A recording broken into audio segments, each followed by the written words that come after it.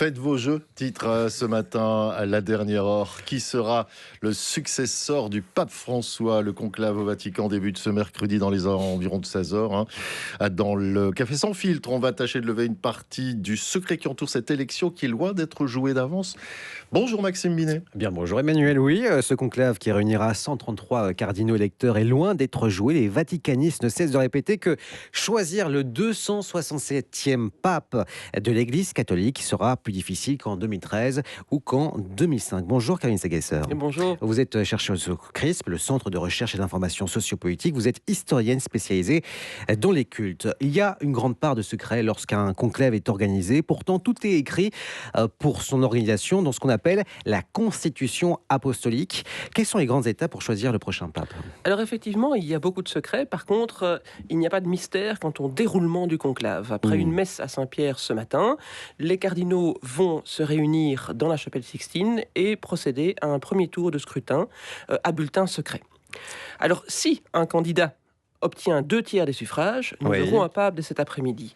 C'est fort peu probable et donc le conclave va se poursuivre dans les jours à venir à raison de 4 tours de scrutin par jour, 2 le matin, 2 l'après-midi, jusqu'à ce que l'accord se fasse des 2/3 des votants sur un nom. Et à ce moment-là, nous aurons un pape. Alors, il y a des dispositions au cas où vraiment les choses apparaissent bloquées. On peut, après un certain nombre de tours de scrutin, retenir simplement les 2 candidats qui arrivent en tête. Mais ça n'est pas arrivé au XXe siècle et on peut s'attendre à avoir un pape en déant 2 jours, voire, à mon avis, maximum 3. Les pronostics disent que l'annonce pourrait être faite, cette fameuse fumée blanche pour savoir si l'Église catholique a choisi son prochain pape serait dans les alentours de vendredi midi, vendredi soir. Il y a alors 70 cardinaux électeurs de nationalités différentes qui participeront à cette élection. Au total, ils sont 133 attendus dès 16h30 à la chapelle Sixtine, située à côté de la basilique Saint-Pierre. Pourquoi dit-on que ce conclave sera plus difficile qu'auparavant ? Je crois que pour 2 raisons. On n'aperçoit pas vraiment de favoris qui fassent consensus, même s'il y a 2 noms en particulier qui ressortent. Oui. Et puis ensuite, l'Église apparaît aujourd'hui sans doute plus fracturée qu'avant le pontificat de François. Les tensions entre, pour faire simple, progressistes et traditionnalistes, entre l'hémisphère nord et l'hémisphère sud, ces tensions sont sans doute plus vives que jamais. On en parlera dans quelques instants, mais le pape François a nommé 102 de ses cardinaux électeurs. C'était pourquoi? Pour assurer sa succession, son héritage, ses réformes? Non, je crois qu'avant tout, il avait à cœur d'un peu rééquilibrer les origines des cardinaux. Et donc, sous François, à travers ses nominations, c'est un peu l'Église du monde entier qui a reçu davantage d'importance. Et donc, effectivement, les cardinaux européens et singulièrement les cardinaux italiens sont plus en minorité que jamais. On parle d'une dizaine de papabidés, de 10 favoris potentiels. Il y a notamment le numéro 2 du Vatican, le cardinal Pietro Parolin, le cardinal philippin Luis Antonio Tagle et du cardinal africain Fridolin Ambongo Besongo qui pourrait succéder au pape François. Qui a les meilleures chances d'être le prochain pape? Alors justement, à ce stade, c'est très ouvert. Mais je pense que il y a peu de chances qu'on retourne vers un pape italien. Certains analystes pensent effectivement que le moment est venu d'avoir à nouveau un pape italien.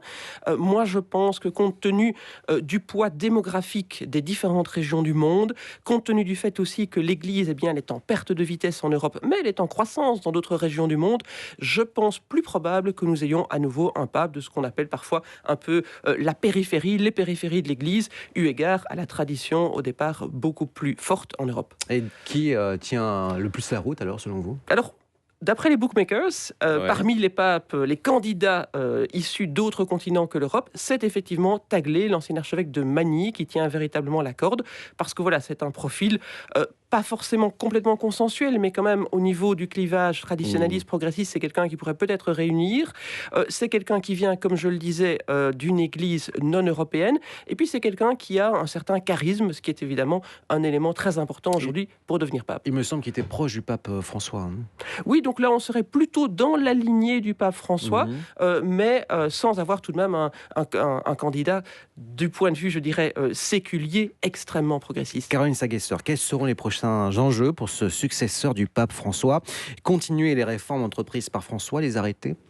Alors, tout dépend de quelle réforme on parle. Je crois qu'on peut distinguer, par exemple, l'impulsion nouvelle qui est donnée à l'Église dans le souci des plus pauvres et dans le souci de l'environnement. Ça, c'est vraiment la marque de François. Ça, c'est un premier volet. Et j'ai l'impression que le successeur aura à cœur de poursuivre sur cette lancée-là. Et puis, il y a les réformes de la curie, de l'organisation du Vatican, des finances vaticanes. Et là, François s'est vraiment heurté à beaucoup d'opposition en interne. Et il n'est pas sûr que son successeur, surtout si ce n'est pas un habitué de la curie de Rome, pourra s'inscrire dans cette race sur ce plan-là. Alors, ce conclave est très suivi. On parle de plus de 1,4 milliard de catholiques sur la planète.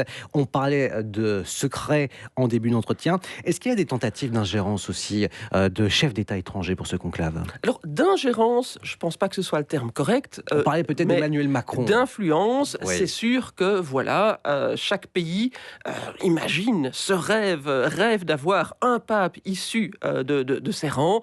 Emmanuel Macron ne fait pas exception à cette règle.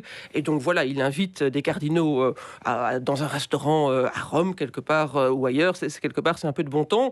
Ça pourrait éventuellement exercer une influence, mais à mon avis, extrêmement minime. Et je ne parlerai certainement pas d'ingérence. Il fut un temps, effectivement, où c'était une vraie décision politique et où les chefs d'État se battaient pour la nomination du prochain pape. Ce temps est révolu.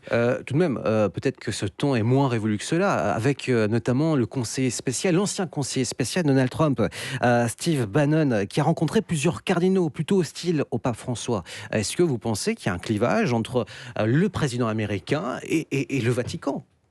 Oui, même si, voilà, bon, ce clivage, comment s'exprime-t-il? Ce qui est effectivement intéressant, c'est de constater que le haut clergé catholique aux États-Unis est extrêmement conservateur, ce qui peut déconcerter d'un point de vue européen. C'est vrai que tout à l'heure, je parlais d'hémisphère nord, hémisphère sud, il faut évidemment nuancer.